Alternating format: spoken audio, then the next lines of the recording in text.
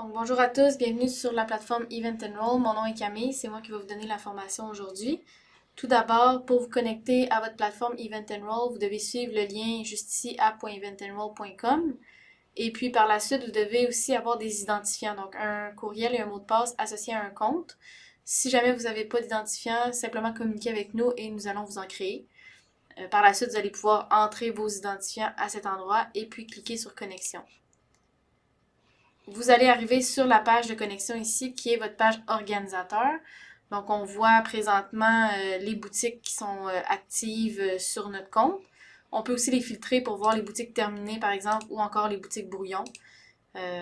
Par la suite aussi, avant qu'on rentre dans le vif du sujet, donc dans la création d'une boutique ou dans la modification d'une boutique existante, vous avez un menu qui est là à votre gauche. C'est important lors de votre première connexion de vraiment aller voir dans votre profil organisateur. Simplement vous assurer que les informations ici sont à jour. Donc l'information de contact ici. Ensuite les taxes. Donc, si vous activez les taxes ici, ça veut dire que toutes les boutiques que vous allez créer sous votre profil organisateur vont avoir des taxes de vente. Si vous désirez les désactiver à cet endroit-là, vous pouvez simplement décocher la case. Et puis, même principe, toutes les boutiques que vous allez créer n'auront pas de taxes à l'intérieur. Ensuite, vous avez ici la section information sur le relevé de carte de crédit. Donc, c'est important de mettre de l'information à jour avec une description qui correspond à votre organisation et un numéro de téléphone aussi de votre organisation. Le principe est ici que les gens, quand ils payent en ligne l'inscription ou le billet que vous allez mettre en vente, ils vont recevoir sur leur relevé de carte de crédit cette information-là. Donc, si c'est de l'information par rapport à Event Enroll, souvent les gens ne savent pas exactement qu'est-ce qu'est Event Enroll. Donc, c'est pour ça que nous conseillons vraiment de mettre une description de votre organisation en respectant les paramètres ici. Donc, c'est vraiment 12 caractères maximum. C'est assez limité. Il faut aussi que ça soit tout collé, pas d'espace, pas de caractères spéciaux. Donc, vous pouvez mettre ça ici et puis le numéro de téléphone à cet endroit-là. Finalement, l'information bancaire, très importante de mettre à jour vos numéros de compte ici. Donc, dans le fond, l'argent là, que les gens vont payer en ligne tombe du côté d'Event Enroll et nous vous effectuons des transferts vers vos comptes bancaires. Donc, c'est important de mettre à jour cette information-là. Et vous pouvez aussi mettre des courriels si vous voulez recevoir une notification à chaque transfert effectué. Donc, vous pouvez mettre un courriel, vous pouvez en ajouter aussi. Et puis, mettre vos courriels ici, puis enregistrer votre profil tout simplement en bas ici. Deuxième chose aussi, avant de rentrer dans la création de la boutique, vous pouvez ajouter une fois que vous êtes utilisateur, vous allez pouvoir ajouter vous-même des utilisateurs. Donc, si jamais vous voulez créer un compte à quelqu'un pour qu'il puisse se connecter à votre organisation, on peut ajouter un utilisateur ici, lui mettre son courriel, le prénom et le nom et le mot de passe avec lequel il va pouvoir se connecter. Puis par la suite, vous pouvez lui faire parvenir ce courriel-là et ce mot de passe-là. La première connexion aussi, là, quand vous vous connectez, ça va être possible à la personne d'aller modifier son mot de passe aussi. Donc, si vous lui donnez un mot de passe temporaire, elle va pouvoir le modifier. Comment faire? Simplement cliquer sur le nom ici et vous avez mon compte qui est là et on peut simplement modifier le mot de passe et le mettre à jour là, pour avoir un mot de passe à nous. Donc, voilà. Maintenant, on va voir comment créer une boutique. En fait, pour la formation, je vais prendre une boutique existante. Mais je vais vous montrer là, toutes les étapes une par une qui ont été réalisées pour arriver à créer une boutique. Donc d'abord, quand vous cliquez sur créer une boutique ici, vous allez voir que vous rentrez simplement vos informations générales. Donc vous devez mettre tout ce qui est obligatoire ici. Sachez que si vous mettez la boutique active, vous n'êtes pas obligé de la mettre brouillon. Donc vous pouvez la mettre active parce que tant et si longtemps qu'elle n'est pas publiée en ligne, de toute façon, les gens n'y ont pas accès. En la mettant active, vous allez pouvoir voir ce que vous êtes en train de créer, vous allez pouvoir faire des tests. Donc, c'est idéal de la laisser active. Et puis, après ça, quand vous allez la mettre en ligne, ben, elle va déjà être prête à être utilisée. Vous n'allez pas avoir à changer le statut de la boutique là, pour la mettre en ligne. Ensuite, vous pouvez avoir une boutique français, anglais ou bilingue. Si vous choisissez une boutique bilingue, automatiquement, les champs texte se dupliquent et vous devez les créer dans les deux langues. Par la suite, on continue. Donc, numéro de téléphone qui est là ici. Ce numéro-là va apparaître sur la boutique. Même chose pour date de début d'événement, date de fin d'événement. Donc, c'est important ici de voir la différence entre la date de début d'événement et la date de début de vente. Donc, la date de début d'événement, c'est vraiment votre événement que vous mettez en vente. C'est de quelle date à quelle date. Et date de début, fin de vente, c'est la boutique en ligne que les gens vont pouvoir acheter des billets. Vous voulez qu'elle soit active à partir de quelle date et jusqu'à quelle date. Donc, si vous voulez, par exemple, la fermer une semaine avant, vous devez venir ici paramétrer ces dates-là et les heures aussi à laquelle vous voulez fermer vos ventes. Ensuite, bon, on peut mettre une image d'en-tête, message d'en-tête. Je vais tout vous montrer ça en utilisant une boutique déjà existante. Donc, on va aller voir, dans le fond, ici, là, quand vous allez créer votre événement, vous remplissez les champs et vous cliquez sur « Enregistrer », puis votre boutique va s'enregistrer.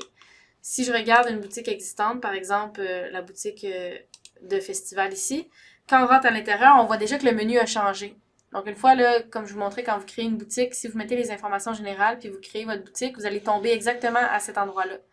Donc, vous allez tomber dans la boutique comme telle, avec le tableau de bord ici qui vous montre une vue d'ensemble de ce qui se passe dans la boutique, le nombre de billets vendus, ce genre de choses-là. Et par la suite, vous avez tout le menu ici qui va vous permettre de modifier votre boutique ou de voir encore vos ventes, vos finances, ce genre de choses-là. Donc, nous, ce qui nous intéresse, on va aller voir dans Configuration ici. Et dans Réglages, ben, c'est là qu'on avait mis nos informations générales que je vous montrais tout à l'heure. Donc, vous y avez toujours accès pour les modifier. Vous pouvez changer quoi que ce soit ici, le nom, tout ça. Donc, vous pouvez vraiment modifier toutes vous pouvez vraiment modifier tous ces paramètres-là. Par la suite, bon, ici, on avait mis une image d'en-tête, on avait mis un message d'en-tête. Je vais vous montrer rapidement la boutique, de quoi elle a l'air. Si vous cliquez sur « Voir ma boutique », vous pouvez la voir. Donc, ça, c'est tout ce qu'on a pu faire dans la boutique. Donc, quand vous rentrez les informations générales, déjà, vous pouvez déposer une bannière. Déjà, vous pouvez mettre un message d'en-tête. Par la suite, on va voir comment générer les billets ici avec les tarifs et puis mettre des logos aussi ou des images associées à ces billets-là. Mais toutes ces informations-là ici, par exemple, l'image d'en-tête là, se retrouve dans les réglages. Donc, on voit ici qu'on a un espace pour déposer une image d'en-tête. Vous avez les dimensions à respecter. Donc, c'est bien important de respecter ces dimensions-là. Et par la suite, vous pouvez téléverser votre image ici et la voir là, à ce moment-là de quoi elle a l'air. Ensuite, le message d'en-tête, c'est juste ici. Donc, c'est le message qui va apparaître encore là, juste en haut ici de la sélection des billets. Donc, c'est un message, vous pouvez mettre un paragraphe de texte. Ce message-là va apparaître à toutes les étapes. Donc, qu'on soit rendu aux coordonnées, au paiement, le message va apparaître et les gens vont pouvoir lire ce message-là à toutes les étapes de l'achat. Par la suite, bon, les taxes ici sont actives parce que dans mon profil organisateur, je les avais mis actives. Donc, ça reprend les mêmes informations. Je peux, pour une boutique en tant que telle, l'enlever. Donc, si jamais... En général, là, j'applique des taxes, donc je les laisse dans le profil organisateur. Mais quand je crée un événement, je peux venir changer cette règle-là là, juste ici. L'information sur le relevé de carte de crédit, c'est ce que je vous disais là, par défaut. C'est soit Beavertix ou Event Enroll qui sont le nom de la plateforme. Idéalement, c'est de mettre une description vraiment propre à votre organisation avec votre numéro de téléphone. Vous pouvez faire la demande juste ici pour changer ça sur le relevé de carte de crédit. Ensuite, le courriel de confirmation, vous devez tout paramétrer ces informations-là ici. C'est encore là, quand vous créez la nouvelle boutique, c'est déjà la page principale sur les informations générales que vous devez faire ça. Donc, on vient mettre le courriel d'envoi. Ce courriel-là aussi va apparaître sur la boutique. Si je retourne là, rapidement, vous avez ici le courriel qui apparaît en bas et le numéro de téléphone aussi qu'on avait mis un peu plus haut. Donc, ces informations-là sont visibles. Par la suite, vous pouvez mettre le nom du courriel, le sujet aussi, donc ce que les gens vont recevoir dans leur boîte courriel. Vous pouvez remettre la même image dans la tête. Elle va se rapetisser là, un petit peu pour rentrer dans la boîte du courriel. Mais vous pouvez remettre la même image dans la tête que la boutique. Et par la suite, tout ce texte-là est paramétrable. Donc, on vous invite à le modifier et puis à mettre votre propre texte à cet endroit-là. Si vous voulez prévisualiser votre courriel, vous pouvez ici, en cliquant sur Aperçu, voir un aperçu. Et vous voyez de quoi a l'air le courriel. Donc, rapidement, vous avez la bannière en haut ici. Votre texte qui peut être paramétré. Et le reçu, ça, c'est automatique. Là, on envoie un reçu comme ça ici. Puis par la suite, si vous acceptez ou non d'envoyer des billets PDF, il peut y avoir des billets PDF attachés à ce courriel-là ou non. Donc ça, je vais vous montrer plus tard comment les paramétrer et comment les activer. Une fois que tout est fait, encore là, bon, on a l'infolette ici. Donc, c'est possible d'ajouter une case s'abonner à l'infolette ici avec le texte qu'on désire. Si j'enregistre, juste pour vous montrer rapidement où est-ce que ça va apparaître, c'est vraiment à la deuxième étape. Quand les gens sélectionnent ici un billet, commande, à la deuxième étape, on leur demande leurs coordonnées. Par la suite, on veut savoir plus d'informations ici. Et puis, on a une petite case qui dit s'abonner à l'infonet, donc les gens peuvent cocher et ça nous génère une liste de notre côté qu'on peut utiliser là, avec toutes les adresses courriels de tous ces gens-là. Donc, une fois que tout est fait au niveau des réglages généraux, là, on tombe dans la création des billets. Donc, la création des billets ici, c'est vraiment pour créer vos tarifs là, avec vos différentes descriptions de billets. Là. Dans ce cas-ci, vu que c'est un festival, on a des admissions générales, des passes, donc différentes passes. Puis on a même un billet de don ici. Si vous remarquez, le billet de don, là, il n'était pas sur la page d'accueil. Il est vraiment dans le formulaire. Donc une fois qu'on prend un billet, là, on demande est-ce que vous désirez faire un don à ce moment-là. Donc c'est possible de créer des billets généraux là, qui se trouvent sur la première page qu'on peut acheter. Puis c'est possible aussi de créer des billets qu'on appelle formulaires qu'on peut ajouter. Une fois que les gens répondent à des questions, on peut les ajouter en tant que questions. Et puis, ils vont s'ajouter là, par la suite au total de notre commande. Donc, les billets qui sont là, évidemment, on est parti de zéro. On a cliqué sur « Nouveau billet » ici. Et puis, on a rentré tous les paramètres là, à ce moment-là du billet. Donc, si je vous montre rapidement ce qui a été fait, je vais cliquer sur ce billet-là. On est venu mettre le billet à permettre la vente pour qu'il soit actif. Ensuite, le nombre de billets et la capacité du billet ici, c'est important. Vous pouvez les mettre à illimité. Si jamais vous n'avez pas d'inventaire comme tel de billets, vous pouvez mettre ça à illimité. Si, par exemple, vous avez une capacité maximale, donc dans ce cas-ci, on avait 2000 passes d'admission générale. Donc, dans ce cas-ci, on a mis 2000 à capacité du billet parce que la capacité, c'est vraiment le nombre maximal de places qu'on a. Donc, 2000. Théoriquement, la capacité ne change pas. Ça reste 2000. Ce qui va changer, c'est le nombre de billets disponibles. Donc, évidemment, quand on crée le billet au départ et qu'il n'y a pas encore de vente, on va mettre 2000 aussi de billets disponibles. Donc, ça, c'est les billets qui sont disponibles en vente en ligne. Si, par exemple, vous désirez vous garder quelques billets en urgence ou peu importe, vous voulez, par exemple, garder une centaine de billets, vous pouvez mettre seulement 1900 billets en vente, par exemple. Donc, on pourrait dire ça. C'est pour ça qu'on peut jouer avec le nombre de billets selon la capacité. Donc ici, c'est vraiment le nombre de billets disponibles. Ici, il en reste 1997 parce qu'on a vu tout à l'heure qu'il y a déjà 3 billets vendus d'admission générale. Donc c'est pour ça que le nombre de billets disponibles a diminué. C'est vraiment la distinction entre billets disponibles et capacité du billet. Ensuite, vous avez la section pour les prix, le prix de vente. Donc le prix que vous mettez ici, c'est le prix de taxes incluses si vous avez des taxes de vente. Ce que ça fait si on vient sur la boutique et qu'on prend un billet, donc on a le prix de 105 qui est affiché ici, le détail, donc le sous-total est 91, plus les taxes qui donnent 105. Et par la suite, les frais de service qui viennent s'ajouter pour le total du prix là, final avec les frais de carte de crédit pour le paiement en ligne. Ensuite, vous pouvez mettre un prix barré. Si vous regardez la petite bulle, ça dit que ce prix va être barré à l'affichage dessus le prix de vente. Donc, c'est pour mettre un prix une barre rouge, par exemple, pour faire un effet promotionnel. Si, par exemple, votre prix régulier, c'est 150 $ et vous voulez le barré rouge pour que 105 soit le prix promotionnel, vous mettez 150 dans l'espace prix barré. Par la suite, date de début de vente, fin de vente, c'est les mêmes que vous avez mis dans les réglages. Par contre, c'est possible de les paramétrer par billet. Donc, si par exemple, votre boutique ouvre demain, mais que vous voulez qu'un certain billet, par exemple, d'admission générale soit en vente seulement 2 jours plus tard, vous pouvez paramétrer ces dates-là ici avec les heures. Vous pouvez mettre la date de l'événement aussi, la remettre dans le billet comme tel. Ensuite, la visibilité, c'est ce que je parlais tout à l'heure.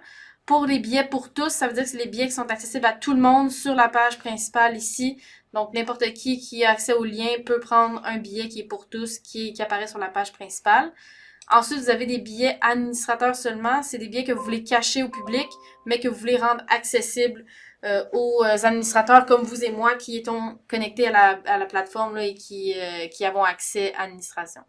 Donc, si je suis en mode organisateur ici, je pourrais voir ces billets-là, mais si je suis connecté comme un client régulier, je ne verrai pas ces billets-là. Et finalement, vous avez aussi des billets formulaires seulement. Donc, comme je mentionnais, c'est possible d'avoir des billets qui n'apparaissent pas sur la première page, mais que quand on vient prendre un billet dans le formulaire, on pose ce billet-là en tant que question. Donc, on l'a rajouté comme si c'était une question ici. Est-ce que vous désirez faire un don? On peut ajouter notre don et par la suite, le total va se confirmer là, par la suite à l'étape de paiement. Vous pouvez aussi décider si vous voulez afficher le billet dans les scans. Donc, on va parler un petit peu plus tard de la section validation pour valider les entrées.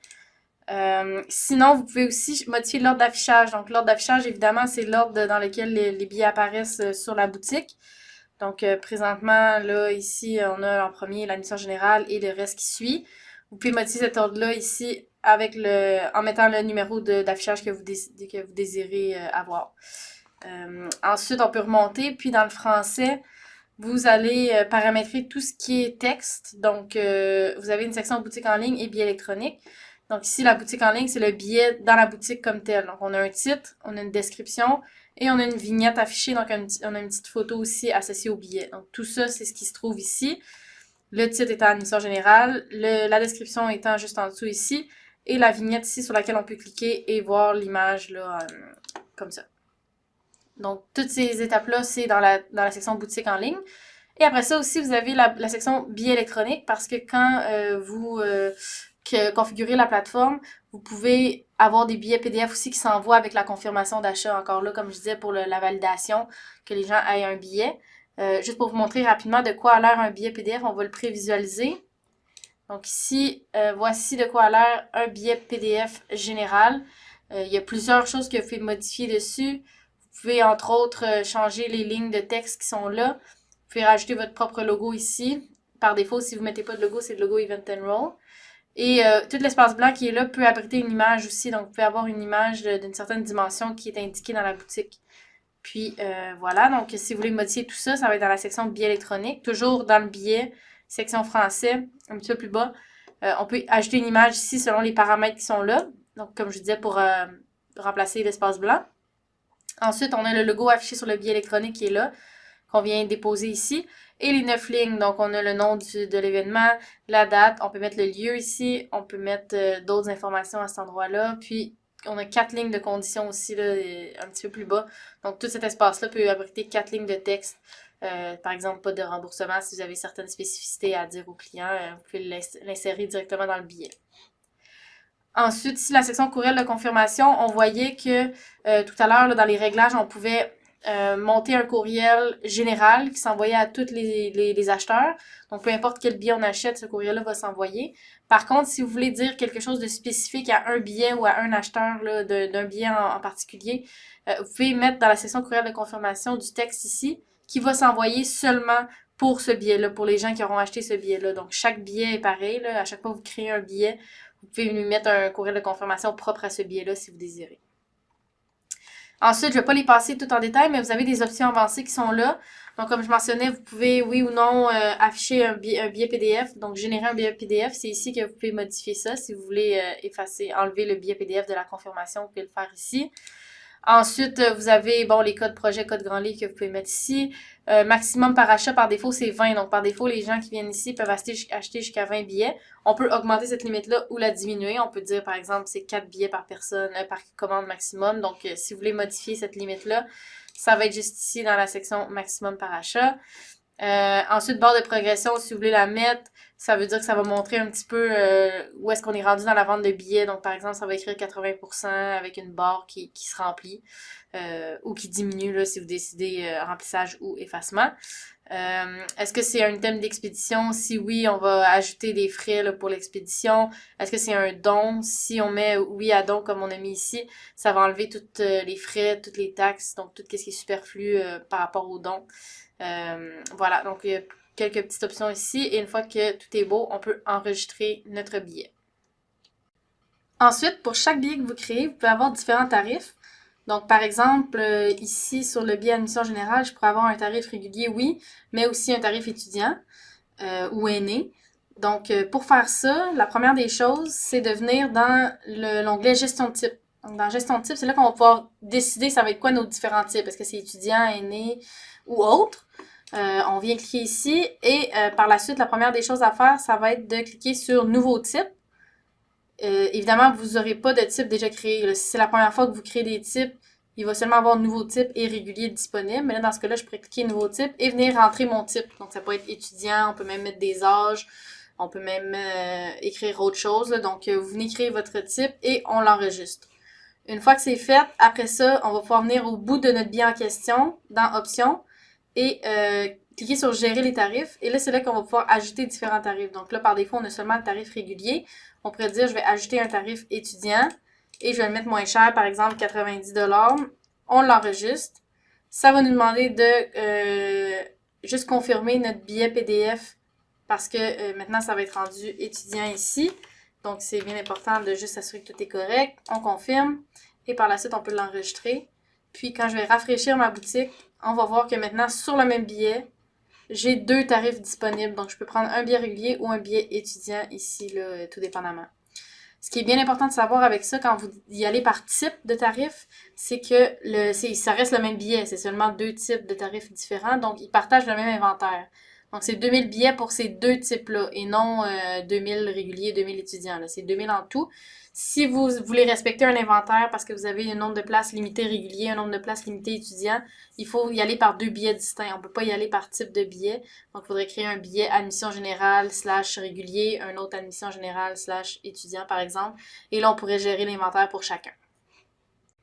Dernière chose, pour ce qui est des billets, on peut se créer des groupes pour venir les classer. Donc, je vais vous montrer rapidement de quoi ça a l'air. Ici, en cliquant sur gestion des groupes de billets, on peut venir, pour l'instant on n'en a pas, on peut venir se créer des nouveaux groupes. Donc, je pourrais me faire un groupe, par exemple, que je vais appeler billets et un groupe que je vais appeler passe, par exemple, pour bien les classer. Puis, une fois que c'est fait, mes 2 groupes ont été créés. Par la suite, quand je viens gérer mes billets, donc par exemple mon billet admission générale, dans les options avancées, je vais maintenant avoir l'option de joindre ce billet à un groupe. Donc, je peux le joindre, celui-là, par exemple, au groupe billets. Et par la suite, les passes, je pourrais venir les joindre au groupe passes, justement. Donc, je vais vous montrer rapidement. Ça va venir les classer, tout simplement. Donc, c'est vraiment visuel là, pour les clients. Donc, je vais rafraîchir ici la boutique. Et on voit que maintenant, j'ai un groupe qui s'appelle billet avec le billet glissé en dessous. Et dans le groupe passe, j'ai mes 2 passes disponibles qui sont là. Donc, c'est une autre petite option qui s'offre à vous si vous voulez paramétrer encore plus les billets dans votre boutique. Par la suite, on va tomber dans la création de codes promo. Donc, dans l'onglet rabais ici, c'est possible de vous créer différents codes promotionnels que vous faites faire parvenir à vos clients et qui peuvent utiliser par la suite là, lors de l'achat sur la plateforme. Donc, vous cliquez sur l'outil ici « Créer un rabais » et là, ça va vous demander quel genre de rabais vous voulez créer. Donc, ça peut être un rabais sur le total de la commande. Donc, ce que ça veut dire, c'est que peu importe quel billet je prends dans ma commande, je vais avoir un rabais soit en pourcentage, soit en montant qui va s'appliquer sur le total.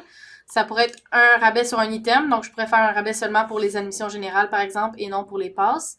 Je pourrais faire une gratuité pour que le billet tombe à 0$ ou un 2 pour 1. Donc, disons que je fais un rabais sur un item. Chaque fois que vous choisissez un type de rabais, vous avez le descriptif ici. Donc, ici, si vous voulez faire juste un rabais sur un item sans quantité maximale, minimale, donc vraiment juste choisir un item en particulier comme la passe or, par exemple, et appliquer un rabais en pourcentage ou en montant, vous pouvez choisir ce rabais-là. Si par contre vous avez une quantité minimale, donc dire que pour que le rabais soit applicable, il faut que les personnes aient, par exemple, prennent minimum 2 passes. Là, dans ce cas-là, vous pourriez choisir rabais sur un item avec quantité minimale. Et strict et flexible, la différence entre les deux, elle est expliquée. Strict, ça veut dire que c'est seulement des rabais, en fait, c'est seulement des billets sur lesquels le code promo s'applique qui peuvent être ajoutés dans la commande. Donc, je pourrais juste prendre, par exemple, si je fais un code promo sur les passes or ou sur un type de billet, je pourrais juste prendre ces billets-là. Dès que je vais essayer de prendre un billet, soit par exemple admission générale, ben le code promo va s'effacer, ça ne fonctionnera plus. Si on y va pour flexible, ça veut dire que dans la même commande, on peut avoir des billets admissibles et on pourrait avoir des billets non admissibles aussi. Donc, souvent, on priorise le flexible parce que, comme ça le dit, c'est plus flexible et ça répond souvent plus aux besoins des clients. Après ça, ben, on peut avoir un rabais avec une quantité maximale. Donc, à l'inverse de minimal, ça serait, par exemple, dès qu'on atteint 3 billets, le rabais ne fonctionne plus par après. Donc, il faut avoir une quantité maximale. Et c'est vraiment juste de choisir lequel s'applique le plus là, à vos besoins. Donc, ici, je vais choisir, par exemple, minimal avec flexible. On va venir créer. Et disons qu'on l'appelle, par exemple, promo 2022 ici. Par la suite, la période de validité, par défaut, c'est l'entièreté de la boutique, là, du temps de vente. Donc, on peut changer ça si jamais on veut que le rabais soit valide seulement une semaine en particulier, par exemple, ou une journée. Ensuite, l'application manuelle, ça veut dire que le client doit absolument rentrer manuellement le code. Il doit l'avoir avec lui et le rentrer. Si on choisit une application automatique, automatiquement, le code promo va s'appliquer sans que personne ait à rien rentrer. Donc, souvent, c'est pas la méthode priorisée. On priorise plutôt une entrée manuelle parce qu'on va avoir distribué le code promo là, au client. Ensuite, la quantité disponible, si on le laisse vide, c'est illimité. Ça veut dire tant et si longtemps que la boutique est active, le code rabais peut s'appliquer. Si, par exemple, c'est pour les 10 premiers clients ou les 100 premiers clients, on peut mettre une quantité quelconque ici et par la suite, le rabais va s'arrêter là, au moment où on va atteindre la capacité maximale. Est-ce qu'on choisit une méthode de rabais en tant montant ou un pourcentage? Donc, ça peut être un montant sur chaque item. Donc, c'est vraiment un montant sur chaque item. Si je prends 2 passes, 3 passes, il va y avoir un montant sur chacun de ces items-là. Donc, disons qu'on fait un 10 de rabais sur chaque passe. Et la quantité minimale, dans ce cas-ci, je vais laisser à 1. Donc, dès qu'on a une passe, on peut avoir un rabais de 10 là-dessus. Donc, on vient choisir, par exemple, la passe or comme étant l'article en promotion. Et on crée le rabais. Puis, par la suite, ben, si je rafraîchis rapidement ici, on voit qu'il y a une nouvelle boîte qui vient de s'ajouter qui s'appelle code promotionnel, qui n'était pas là avant, parce que là, on vient de créer un code promo, donc la boîte est apparue. Si je prends une passe or et je rentre le promo qui s'appelait promo 2022, je valide, on voit que le 10 de rabais s'applique. Si par contre, j'essaie de le faire avec un autre pass qui n'est pas applicable, ça me dit code promotionnel est valide. Donc, c'est vraiment très précis d'utiliser les codes promotionnels comme ça. Et c'est une façon pratique aussi de créer des promos puis de l'envoyer à certains clients là, pour l'utiliser lors de la transaction. Ensuite, on a la section scan jusqu'ici qui permet de faire des groupes de scan. Donc, sachez qu'avec Event Enroll, c'est possible de faire la validation, donc de scanner les billets à la porte. Il y a deux façons de faire, soit en téléchargeant l'application Event Enroll sur votre cellulaire, et puis en créant des accès là, aux personnes qui doivent en avoir besoin. Puis par la suite, la personne va pouvoir se connecter à son compte et commencer à scanner les billets des différents clients. On peut aussi valider manuellement. On a l'option ici validation qui est là. Donc toutes les commandes qui ont été passées ici, là on le voit, sont là. Ceux qui ont déjà été validés sont rouges, sont verts, pardon. Et ceux qui sont rouges n'ont pas encore été validés, mais moi, je pourrais les valider manuellement sans avoir de scan. Donc, simplement en cochant ici le statut. Donc, et si je les scanne avec l'application Event Enroll, le statut va changer automatiquement. Les deux plateformes se parlent, donc l'application et la plateforme web sont connectées. Ceci dit, dans la section scan, c'est pour faire des groupes de scan parce que par défaut, si on se connecte à un scan, à l'application, on choisit l'événement du festival. Après ça, on peut scanner seulement des billets distincts. Donc, on peut seulement être en train de scanner soit la passe or, soit la passe argent, soit l'admission générale. On peut pas scanner tous les billets. Si on veut être en mesure de scanner tous les billets sans regarder quel billet qu'on est en train de scanner, on peut les ajouter dans un groupe de scan. Donc, par exemple, si je pourrais créer un nouveau groupe, l'appeler par exemple festival admission et passe, par exemple. Comme ça, je pourrais sélectionner tous les billets. Peut-être pas le don. Et par la suite, bon, la date d'apparition qui est là. Et là, je pourrais créer un nouveau groupe. Donc, ce que ça fait, c'est que quand je vais me connecter à mon scan, au lieu de sélectionner un billet distinct, je vais pouvoir sélectionner un groupe complet de billets et je vais pouvoir scanner n'importe quel de ces billets-là sans avoir à être bloqué là, du tout au courant du festival. Donc, ça peut être très pratique si vous avez plusieurs billets et que vous voulez pouvoir être en mesure de tous les scanner à la même porte. Ensuite, vous avez la section ici, éditeur de formulaire. Donc, par défaut, les seules questions qu'on pose dans la plateforme, si je prends un billet par exemple ici, c'est simplement les coordonnées de l'acheteur. Donc, on veut juste savoir le nom, le prénom de la personne qui procède à l'achat. Ensuite, on voudrait savoir c'est quoi son adresse courriel et tout ça. Donc, c'est des informations d'acheteur qui sont là ici. Et puis, le reste, ça a été rajouté. Donc, si on veut savoir d'autres informations sur le participant, on est venu rajouter ici d'autres choses. On veut savoir, par exemple, qu'on veut que la personne doit télécharger quelque chose pour confirmer une réussite. On veut savoir si la personne veut faire un don, tout ça. Et ces questions-là se dupliquent ou se multiplient selon le nombre de billets. Donc, si par exemple, pour vous, si une personne achète plusieurs billets puis vous avez juste besoin de savoir ses coordonnées à elle, vous pouvez laisser ça tel quel sans venir faire éditer un formulaire. Par contre, si la personne prend plusieurs billets puis vous voulez distinguer chaque participant, dire OK, c'est qui a le billet 1, c'est qui a le billet 2 et leur poser des questions différentes à chacun, dans ce cas-là, vous allez venir dans éditeur de formulaire, dans configuration, et puis vous allez pouvoir ajouter des groupes de questions. Si vous voulez ajouter des groupes de questions générales, ça veut dire qu'on pose les questions juste une fois par commande, donc juste à l'acheteur. Si on ajoute des groupes spécifiques, comme ça dit qu'on ajoute le groupe de questions, le nombre de fois que le billet spécifié a été ajouté à la commande. Donc, si par exemple, dans le cas où on veut récolter les informations de chacun des participants, chacun des billets, on rajouterait un groupe spécifique comme ça ici. Donc, c'est ça qui a été fait ici. On a rajouté un groupe spécifique qu'on a appelé participants. On a choisi que tous les billets, donc n'importe quel billet qu'on prend, on va demander ces questions-là. Et pour chaque participant, on demande le prénom, le nom, l'entreprise, le courriel. Et on a rajouté d'autres questions aussi, là, d'ajouter ici une photo de confirmation et si vous voulez faire un don. Donc, ça ici, pour les gérer, bon, d'abord, les questions, ils peuvent être visibles, ils peuvent être obligatoires ou non. Vous pouvez les décocher si vous désirez. Vous pouvez afficher aussi ces questions-là et ces réponses-là sur le billet PDF. Et par la suite, vous pouvez ajouter d'autres questions ici avec le menu déroulant. Donc, que ce soit des champs texte comme le prénom, le nom, l'entreprise, le courriel. Ici, c'est un type de fichier upload qu'on appelle, donc on a ajouté. Ici, c'est un type de billet formulaire. Donc, on est venu rajouter une sélection de billets. Comme je vous disais tout à l'heure, c'est possible de créer des billets qui sont visibles seulement dans le formulaire. On est venu créer une question qui s'appelle sélection de billets et on a rajouté notre billet à ce moment-là. Donc, on peut ajouter toutes sortes de types de questions, que ce soit des menus déroulants si on veut donner des choix de réponse, que ce soit un checkbox si on veut dire, par exemple, j'accepte de me faire prendre en photo pendant l'événement. Les gens doivent cocher. Un champ date si on a besoin de récolter une date de naissance ou une date quelconque. Donc, vous pouvez vraiment ajouter toutes ces questions-là ici. Si je fais l'exemple ici de menu déroulant, donc ça pourrait être, par exemple, la question « Comment avez-vous entendu parler de l'événement? » Et là, on pourrait donner plusieurs choix.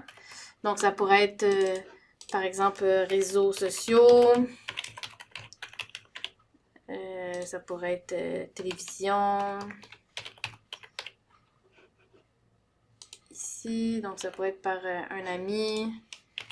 Donc, il peut y avoir plusieurs choix de réponse et par la suite, on enregistre. Donc, ce que ça fait, c'est que ça va venir s'ajouter ici à mes questions déjà existantes. Donc, si je rafraîchis, on voit qu'en dessous du don, on demande ici comment avez-vous entendu parler de l'événement et on peut choisir là, dans le menu déroulant la réponse à la question. On a aussi la section des options avancées. Donc, pour avoir plusieurs options un petit peu plus poussées pour vous permettre d'aller plus loin dans la modification de votre événement, dans le fait de personnaliser la boutique. Il y a plusieurs choses ici que vous pouvez regarder. Par exemple, le courriel de confirmation. Est-ce que vous voulez attacher le billet PDF? Oui ou non? On pourrait le désactiver si on n'a pas besoin de billet PDF.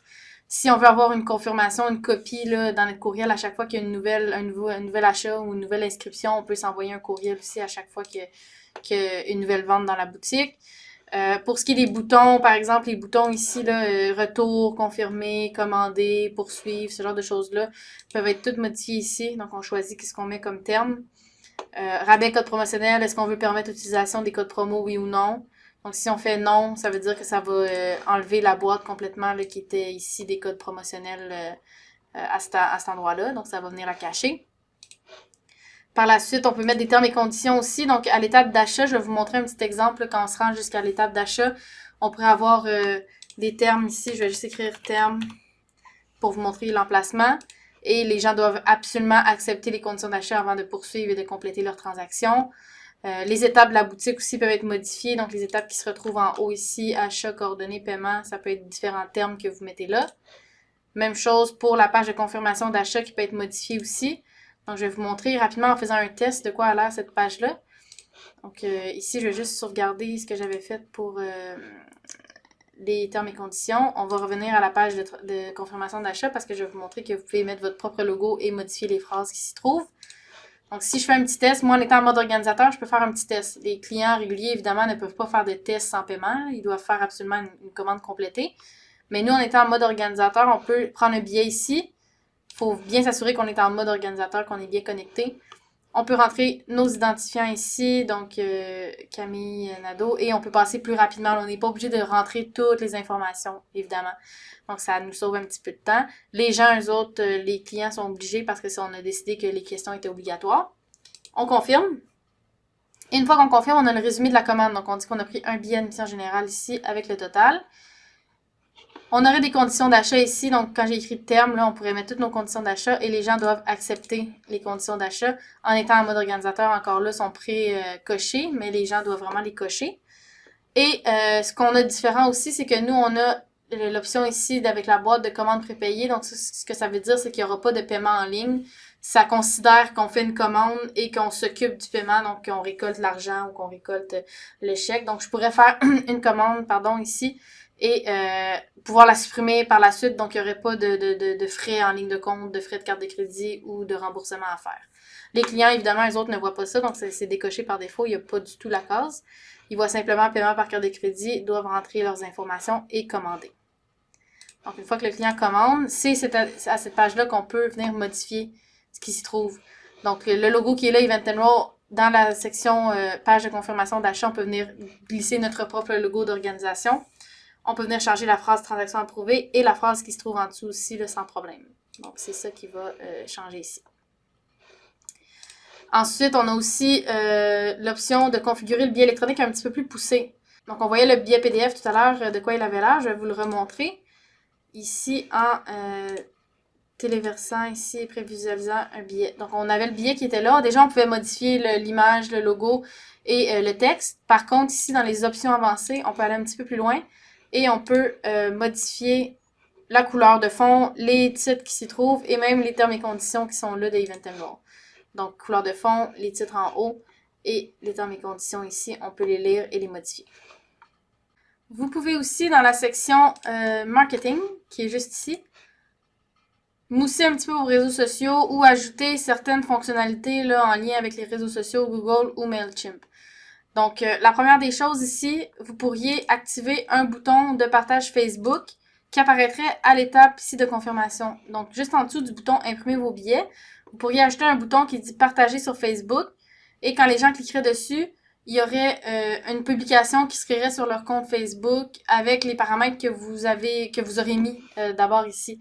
Donc, si vous activez le billet qui est là ici, par la suite, dans le partage, on peut paramétrer, au lieu que ça soit le logo Event Enroll comme dans la publication, on pourrait mettre le logo de l'organisation, on pourrait mettre un titre par défaut, ça pourrait être fait comme moi, acheter des billets pour le festival, et un texte de partage aussi qu'on peut tout paramétrer ici à cet endroit-là. Donc, une fois qu'on l'enregistre, on peut toujours faire des tests là, de notre côté, faire des commandes prépayées et par après, cliquer sur partage Facebook, voir qu'est-ce que ça donne visuellement, là, le partage de Facebook. Dans Facebook, il y avait aussi le Facebook Pixel. Donc, si vous faites, par exemple, de la pub pour l'événement sur Facebook puis vous voulez savoir combien de clics ça a généré, ce genre de choses-là, on peut rentrer des Pixel ID à cet endroit-là. Même chose pour Google, pour Analytics. Donc, on peut rentrer des ID là, à quelques endroits ici à ce moment-là. MailChimp, c'est que tantôt, quand on montrait on pouvait activer l'infolette, donc les gens pourraient cocher, là, je veux m'abonner à l'infolette. Par défaut, ça nous génère un rapport d'infolette dans la plateforme, mais ça peut aussi, si jamais on a un compte MailChimp et on utilise MailChimp pour faire de l'infolette, pour faire de l'envoi d'infolette, on pourrait déjà lier nos API, là, les clés API et clés liste ici, là, pour que à chaque fois que les gens cochent MailChimp, ben, que ça nous génère une liste du côté de MailChimp directement sans qu'on ait à faire de manipulation. Sinon, vous pouvez mousser vos réseaux sociaux ici en activant les icônes de réseaux sociaux. Donc, encore là, si on met un lien vers Facebook, notre Facebook, notre YouTube, Instagram, Twitter, ces petits icônes-là vont apparaître juste en dessous ici et les gens pourront cliquer pour vous suivre sur les réseaux sociaux. Donc, ça, c'est vraiment plus pour vous suivre sur vos propres pages de réseaux sociaux à ce moment-là. Ensuite, une fois que tout est beau, vous avez fait vos tests et puis la boutique elle est bien montée, vous pouvez retourner dans la plateforme à l'endroit intégration ici pour récupérer le lien à mettre en ligne. Donc le lien qui est ici de votre boutique, vous devez l'utiliser et c'est ce lien-là que vous pouvez mettre sur votre site internet, sur une page quelconque, le publier sur Facebook. Une fois que les gens vont cliquer sur ce lien-là, puisque votre boutique est active et que les dates de vente sont ouvertes, les gens vont pouvoir commencer à acheter directement sur la billetterie. Donc ça, c'est le lien général qui va ouvrir tous les billets. Donc tous les billets qu'on voyait, là, que ce soit les passes, les billets admission générale. Donc ce lien-là va ouvrir tous les billets. Si jamais vous voulez vous créer des liens spécifiques, donc dire que moi, je vais me créer un lien juste pour les admissions générales, un lien juste pour les passes. Comme ça, je peux vraiment, sur mon site internet, par exemple, avoir un bouton qui dit cliquez ici pour acheter des passes, cliquez ici pour acheter des admissions générales. Dans ce cas-là, on va aller dans lien personnalisé. Et on va nommer, par exemple, passe. Puis on va choisir seulement les billets passe, ces deux-là. Et on va créer le lien. Donc, ce que ça fait quand je clique sur le lien des passes, on ne voit plus du tout les admissions générales. On a seulement accès aux passes ici. Donc, on peut utiliser ces différents liens-là qu'on a créés, que ce soit le lien de passe, admission générale, un lien pour le don aussi, tout ça. Donc, on peut utiliser ces liens-là au lieu d'utiliser, le lien général. Une fois que les commandes commencent à entrer, donc que les gens achètent en ligne, vous pouvez évidemment dans la plateforme faire le suivi des ventes, le suivi des finances et tout ça. Donc par exemple, ici, si on va dans l'onglet Vente, vous allez pouvoir voir l'avancement que ici, la dernière vente a eu lieu tout à l'heure, donc le petit test que j'ai créé. Et vous pouvez voir un petit peu là, toutes les commandes qui ont été complétées jusqu'à présent. Donc on peut évidemment rechercher une commande par nom. ou par numéro de commande et par la suite effectuer quelques petites manipulations sur les commandes. Donc, si on va au bout d'une commande, dans Options, on a différents outils qu'on peut utiliser. D'abord, on peut voir le détail de la commande. Donc, si on veut voir qui a procédé à la commande, si on veut modifier, par exemple, la personne s'est trompée dans son courriel ou dans son adresse, on peut modifier ces informations-là ici. Si on veut mettre une petite note sur une commande en particulier, donc on peut mettre une note sur cette transaction-là. Par la suite, dans les items, c'est là qu'on voit ce que la personne a pris. Donc, on voit ici, bon, la personne a été validée aussi, la personne a pris une admission générale, et on a des petites actions qu'on peut faire ici. Donc, première des choses, on peut voir les données des formulaires, on peut voir ce que la personne a répondu comme question. Là, dans ce cas-ci, moi, je suis passée tout droit, mais la personne aurait répondu toutes ces informations-là ici, évidemment. Après ça, on peut aussi échanger ou rembourser. Donc, échanger, la différence entre échanger et rembourser, c'est argent pour argent. Donc, il faut que ce soit un billet qui a le même montant parce qu'il n'y a pas d'échange d'argent. Donc, si par exemple, c'est surtout dans le cas, par exemple, que vous avez plusieurs représentations d'un même spectacle, disons, au même prix. On a une représentation le vendredi, le samedi, le dimanche. Une personne achète un billet le vendredi et vous dit, finalement, je préférais être là le samedi, puis vous pouvez procéder à un échange. Donc, ce que ça fait, c'est que ça vous permet de, au lieu de rembourser puis de refaire une commande, ça vous permet juste de faire un switch qu'on appelle. Et puis, vous choisissez le nouveau billet ici. Et par la suite, vous pouvez échanger, retourner la commande par courriel, évidemment, pour avoir le nouveau billet. Et échanger là, directement le billet à ce moment-là. Pour ce qui est de rembourser, vous pouvez le faire par ici. Ou sinon, vous avez tout un onglet de remboursement ici qu'on va voir. Donc, donner des formulaires, on l'a vu, là, quand on clique dessus, ça nous ouvre vraiment ce que la personne a répondu dans les formulaires. Après ça, dans Options, on a remboursement. Donc, remboursement, évidemment, il est désactivé par défaut au début. Donc, il faut absolument avoir un certain montant d'argent dans la plateforme. Là. Si la plateforme est à 0$, il n'y aura pas de remboursement possible. C'est pour ça que souvent, on garde un certain montant d'argent dans la plateforme et on ne vous transfère pas la totalité de l'argent pour justement pallier au remboursement et aux autres imprévus qui pourraient arriver. Donc, une fois qu'il y a de l'argent dans la plateforme, vous allez pouvoir vous-même effectuer un remboursement en cochant, par exemple, le billet.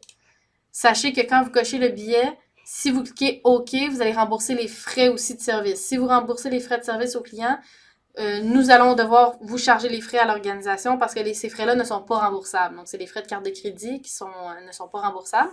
Si vous préférez juste rembourser le prix du billet et non les frais de service pour pas avoir à les débourser, vous pouvez cliquer sur Cancel et ça va seulement prendre le montant à rembourser sans les frais de service. Donc, on voit que le 6,30 n'a pas été ajouté. Par après, vous pouvez expliquer la raison du remboursement et paramétrer le courriel qui va s'envoyer par défaut. Puis, vous pouvez l'envoyer au client, mais vous l'envoyez à vous aussi si vous voulez conserver la preuve dans vos dossiers. Vous allez effectuer le remboursement et automatiquement, l'inventaire va se mettre à jour, puis la personne va être remboursée d'ici 7 à 10 jours ouvrables. Par la suite, toujours dans l'onglet Vente, qu'on peut retrouver par ici ou par là, vous avez encore la possibilité de, par exemple, renvoyer une commande par courriel. Donc, c'est quelque chose qui peut arriver de temps en temps que les gens vous téléphonent vous disant que la transaction a été approuvée, mais qu'ils ne retrouvent pas dans leur boîte courriel la confirmation avec les billets. Donc, ça pourrait arriver, il y a des courriels qui pourraient tomber dans les courriels, dans les spams, ou sinon la personne pourrait peut-être avoir fait une erreur. Donc, simplement, si ça arrive, vous pouvez vous rendre dans les ventes, trouver la commande de la personne, et au bout, dans Options, vous pouvez retourner la commande par courriel. Donc, bien simple, là, on s'assure que c'est le bon courriel, on le retourne, on l'envoie à la personne et elle va réavoir accès à ses billets avec sa confirmation. Ici, là, vous voyez une option supplémentaire qui est supprimer la commande. Évidemment, quand c'est des commandes complétées en ligne par des clients, il n'y a pas moyen de supprimer une commande, on peut seulement rembourser. Par contre, nous, en ayant fait des commandes prépayées ici, on a la possibilité de simplement supprimer la commande. Donc, tous les tests que vous faites dans votre boutique avant la mise en ligne, prenez bien soin de revenir dans les ventes et de venir dans Options pour supprimer chacune de vos commandes, pour remettre tous vos chiffres à zéro, votre inventaire à zéro et s'assurer que la boutique part là, avec rien à l'intérieur déjà. Vous pouvez aussi faire le suivi de vos finances à même la plateforme. Donc, dans l'onglet Finances ici, vous avez accès aux détails là, de tout ce qui se passe au niveau financier. Donc, vous pouvez voir le total des ventes présentement, 420. C'est par contre un montant de somme perçue. Donc, c'est pas littéralement là, les ventes de la plateforme. C'est seulement mes petits tests que j'ai fait dans la plateforme que je pourrais supprimer par après pour remettre les chiffres à zéro. Donc, les sommes perçues de manière autonome, théoriquement, vous avez rien à l'intérieur. C'est toutes des ventes en ligne. Pour ce qui est des charges Event Enroll, ça va dépendre de si vous, en tant qu'organisateur, absorbez les frais ou si c'est plutôt le client qui les absorbe. Si c'est le client qui les absorbe, il n'y aura jamais de déduction de frais parce que c'est le client qui les paie dans sa transaction. Par contre, si vous décidez de les absorber, les charges Event Enroll vont se déduire du total des ventes et le montant transféré va dépendre là, de cette soustraction-là. Par la suite, on vous effectue les transferts ici, donc vous pouvez voir le détail de chacun des transferts avec le montant. Et le solde restant, c'est ce qui nous reste à vous transférer. Comme je vous mentionnais, ce solde-là va toujours être positif pour conserver un certain montant d'argent dans la plateforme au besoin. Mais évidemment, à la fin de l'événement, on vous transfère l'entièreté de l'argent. Et à la fin de l'événement aussi, vous allez pouvoir revenir dans la section finance si vous voulez télécharger un bilan d'événement ici. Donc vraiment avoir tout le détail de ce qui s'est passé au niveau financier. Et vous pouvez télécharger ce bilan-là directement dans la plateforme pour le mettre à vos dossiers. Finalement, vous avez une section complète avec toutes sortes de rapports que vous pouvez exporter. Donc ici, vous pouvez vous générer des listes pour ce qui est des transactions, des billets vendus. Donc, vous pouvez avoir un rapport de billets aussi si vous utilisez des codes promo, vous voulez voir l'utilisation, qui l'a utilisé quand, sur quelle commande. Un rapport de remboursement aussi. Donc, vous pouvez vraiment vous sortir tout ce type de rapport-là. Si jamais vous utilisez un formulaire, donc vous avez ajouté des questions à un formulaire, le rapport le plus détaillé, dans ce cas-ci, ça sera donné des formulaires. Donc ce rapport-là, si je clique dessus, d'une part, vous avez toutes les informations de l'acheteur ici, et d'autre part, évidemment, quand les clients vont commencer à remplir, vous allez avoir toutes les informations supplémentaires que vous avez demandées. Donc dans un seul rapport, une seule liste, vous pouvez avoir toutes les informations de la plateforme. D'ailleurs, tous les rapports sont personnalisables. Donc peu importe le rapport que vous choisissez, vous pouvez venir ici dans Personnaliser. Vous pouvez choisir une plage de date, donc la période couverte. Par défaut, c'est la période de toute la boutique, donc toute la période de vente. Vous pouvez dire, moi, j'aimerais ça voir simplement aujourd'hui, par exemple, qu'est-ce qui s'est passé. On peut choisir aussi un billet. Donc, au lieu de voir tous les billets, je pourrais dire, moi, je me sers un rapport juste pour les passes hors ou, par exemple, les admissions générales. Donc, je pourrais me sortir un rapport simplement pour les admissions générales. Et finalement, vous pouvez ajuster l'affichage aussi. Donc, si vous voulez un peu alléger votre rapport, par exemple, en enlevant certaines colonnes ou en rajoutant. Vous pouvez dire, ben moi, par exemple, ça m'intéresse pas nécessairement de voir le code du billet, le code barre, le numéro de transaction. J'ai pas besoin de tout ça dans mon rapport. Par contre, j'aimerais savoir le numéro de téléphone, l'adresse. Donc, vous pouvez rajouter ce genre d'informations-là ici et régénérer votre rapport tout simplement. Donc, le rapport va se mettre à jour avec ce que je lui ai demandé, de rajouter la colonne téléphone, adresse. J'ai enlevé certaines des colonnes ici qui étaient superflues pour moi. Et par la suite, ce que vous pouvez faire aussi, c'est enregistrer ce rapport-là. Donc, ce que vous enregistrez, c'est le gabarit du rapport. Si vous n'enregistrez pas le rapport personnalisé, à chaque fois que vous allez revenir dans vos rapports, il va se remettre comme étant le général, donc celui qu'on voyait au début. Donc, dans ce cas-ci, je pourrais l'enregistrer. Je pourrais l'appeler liste admission, par exemple, vu que c'est juste des admissions générales. Et je pourrais l'enregistrer ici directement. Donc, ce que ça fait quand je vais retourner dans ma liste de rapports, c'est que ma première liste ici, au lieu d'être tous les rapports généraux, ça va être une liste personnalisée et je vais pouvoir juste simplement rentrer à l'intérieur et la voir à jour tout le temps, mais avec vraiment les spécificités que je lui ai demandées ici. Par la suite, ce qu'on peut faire avec un rapport, on peut l'exporter vers Excel, vers PDF, donc tous les rapports, même chose, on peut les exporter, ou on peut les imprimer directement dans la plateforme aussi, là, si on désire. Donc, c'est la même chose pour tous les rapports, comme je vous disais, si on retourne ici, peu importe le rapport que vous choisissez, vous pouvez le personnaliser, et vraiment sortir, exporter la liste là, que vous avez besoin directement à même la plateforme. Donc voilà, c'est ce qui conclut la formation sur la plateforme Event Enroll. N'hésitez pas, si vous avez des questions, à communiquer avec nous en utilisant l'adresse courriel support@commercialsportal.com et merci beaucoup de votre attention.